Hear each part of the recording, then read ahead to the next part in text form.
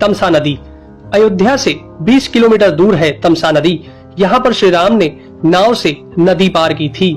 श्रृंगवेरपुर तीर्थ। प्रयागराज से 20 से 22 किलोमीटर दूर श्री राम श्रृंगवेरपुर पहुँचे, जो निषादराज गुह का राज्य था। यहीं पर गंगा के तट पर उन्होंने केवट से गंगा पार करने को कहा था। श्रृंगवेरपुर को वर्तमान में सिंगरौर कहा जाता है। कुरई गांव। सिंगरौर में गंगा पार कर भगवान श्री राम कुरई में रुके थे। प्रयाग। कुरई से आगे चलकर श्री राम अपने भाई लक्ष्मण और पत्नी सहित प्रयाग पहुँचे थे। कुछ साल पहले तक प्रयाग को इलाहाबाद कहा जाता था। चित्रकूट। प्रभु श्री राम ने प्रयाग संगम के समीप यमुना नदी को पार किया और फिर पहुंच गए चित्रकूट। चित्रकूट वह स्थान है जहां श्री राम को मनाने के लिए भरत अपनी सेना के साथ पहुंचे थे, क्योंकि राजा दशरथ का देहांत हो चुका था। भरत ने यहां से श्री राम की चरण पादुका ले जाकर उनकी चरण पादुका रखकर राज्य किया था। सतना।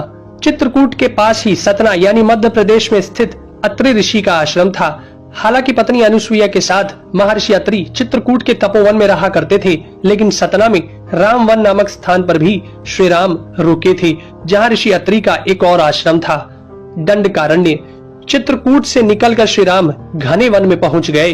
असल में यही था उनका वनवास। इस वन को उस काल में दंडकारण्य कहा जाता था। मध्य प्रदेश, छत्तीसगढ़ और महाराष्ट्र के कुछ क्षेत्रों को मिलाकर दंडकारण्य था। दंडकारण्य में छत्तीसगढ़, उड़ीसा, तेलंगाना एवं आंध्र प्रदेश राज्यों के अधिकतर हिस्से शामिल थे। दरअसल उड़ीसा की महानदी के इस पास से गोदावरी तक दंडकारण्य का क्षेत्र फैला हुआ था। इसी दंडकारण्य का ही हिस्सा है तेलंगाना का एक शहर भद्राचलम। गोदावरी नदी के तट पर बसा यह शहर सीता रामचंद्र मंदिर के लिए प्रसिद्ध है। यह मंदिर भद्रगिरी पर्वत पर है। श्री राम ने अपने वनवास के दौरान कुछ दिन इस भद्रगिरी पर्वत पर ही बिताए थे। स्थानीय मान्यता के मुताबिक दंडकारण्य के आकाश में ही रावण और जटायु का युद्ध हुआ था और जटायु के कुछ अंग दंडकारण्य में आकर गिरे थे। दुनिया भर में सिर्फ यहीं पर जटायु का एकमात्र मंदिर है। दंडकारण्य वन अब सिमटकर वर्तमान में भारत के छत्तीसगढ़ राज्य में ही रह गया है। पंचवटी। नासिक। दंडकारण्य में मुनियों के आश्रमों में रहने के बाद श्री राम अगस्त्य मुनि के आश्रम गए। यह आश्रम नासिक के पंचवटी क्षेत्र में है, जो गोदावरी नदी के किनारे बसा है। यहीं पर लक्ष्मण ने सूर्पनखा की नाक काटी थी। श्री राम ने खरवा दूषण के साथ युद्ध किया था। गिद्धराज जटायु से श्री राम की मैत्री भी यहीं हुई थी। वाल्मीकि रामायण अरण्य कांड में पंचवटी का मनोहर वर्णन मिलता है। सर्वतीर्थ। नासिक क्षेत्र में ही सूर्पनखा की नाक कटी तथा मारीच और खरवा दूषण के वध के बाद ही रावण ने सीता का हरण किया और जटायु का भी वध किया था, जिसकी स्मृति नासिक से 56 किलोमीटर दूर ताकेड़ गांव में सर्वतीर्थ नामक स्थान पर आज भी संरक्षित है। जटायु की मृत्यु सर्वतीर्थ नाम के स्थान पर हुई, जो नासिक जिले से इगतपुरी तहसील के ताकेड़ गांव में मौजूद है।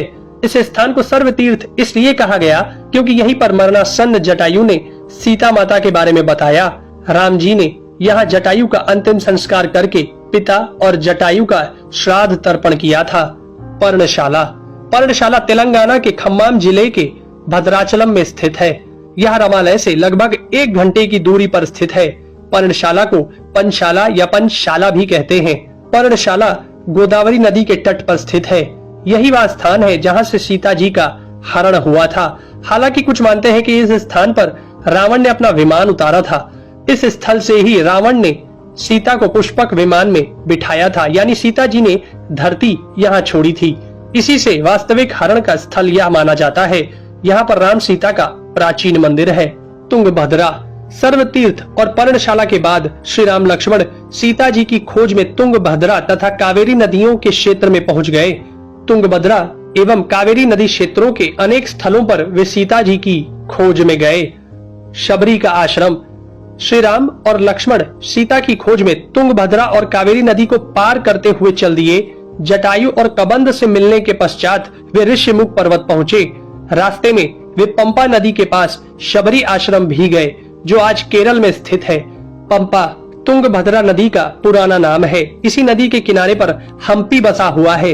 रामायण में हम्पी का उल्लेख वानर राज्य किष्किंधा की राजधानी के तौर पर किया गया है। केरल का प्रसिद्ध शबरीमलय मंदिर तीर्थ इसी नदी के तट पर स्थित है। ऋषिमुख पर्वत। मलय पर्वत और चंदन वनों को पार करते हुए वे ऋषिमुख पर्वत की ओर बढ़े। यहाँ श्री राम ने हनुमान और सुग्रीव से भेंट की, सीता जी के आभूषणों को देखा और बाली का वध किया। ऋषिमुख पर्वत वाल्मीकि रामायण में वर्णित वानरों की राजधानी किष्किंधा के निकट स्थित था। ऋषिमुख पर्वत तथा किष्किंधा नगर कर्नाटक के हम्पी जिला बेल्लारी में स्थित है। पास की पहाड़ी को मतंग पर्वत माना जाता है। इसी पर्वत पर मतंग ऋषि का आश्रम था जो हनुमान जी के गुरु थे। कोडिकरई। हनुमान और सुग्रीव से मिलने के बाद श्री राम ने वानर सेना का गठन किया और लंका की ओर चल पड़े। तमिलनाडु की एक लंबी तट रेखा जो लगभग 1000 किलोमीटर तक विस्तारित है। कोडिकरई समुद्र तट वेलांकनी के दक्षिण में स्थित है, जो पूर्व में बंगाल की खाड़ी और दक्षिण में पाल्क स्ट्रेट से घिरा हुआ है। यहाँ श्री राम की सेना ने पड़ाव डाला और श्री राम ने अपनी सेना को कोडिकरई में एकत्रित कर विचार विमर्श किया, लेकिन श्री राम की सेना ने उस स्थान के सर्वेक्षण के बाद जाना कि यहाँ से समुद्र को पार नहीं किया जा सकता और यह स्थान पुल बनाने के लिए उचित भी नहीं है। तब श्री राम की सेना ने रामेश्वरम की ओर कूच किया। रामेश्वरम समुद्र तट एक शांत समुद्र तट है और यहाँ का छिछला पानी तैरने और सन बाथिंग के लिए आदर्श है। रामेश्वरम प्रसिद्ध सनातन तीर्थ केंद्र है। भगवान श्री राम ने लंका पर चढ़ाई करने के पहले यहाँ भगवान शिव की पूजा की थी। रामेश्वरम का शिवलिंग श्री राम द्वारा स्थापित शिवलिंग है। धनुषकोडी या धनुषकोटी।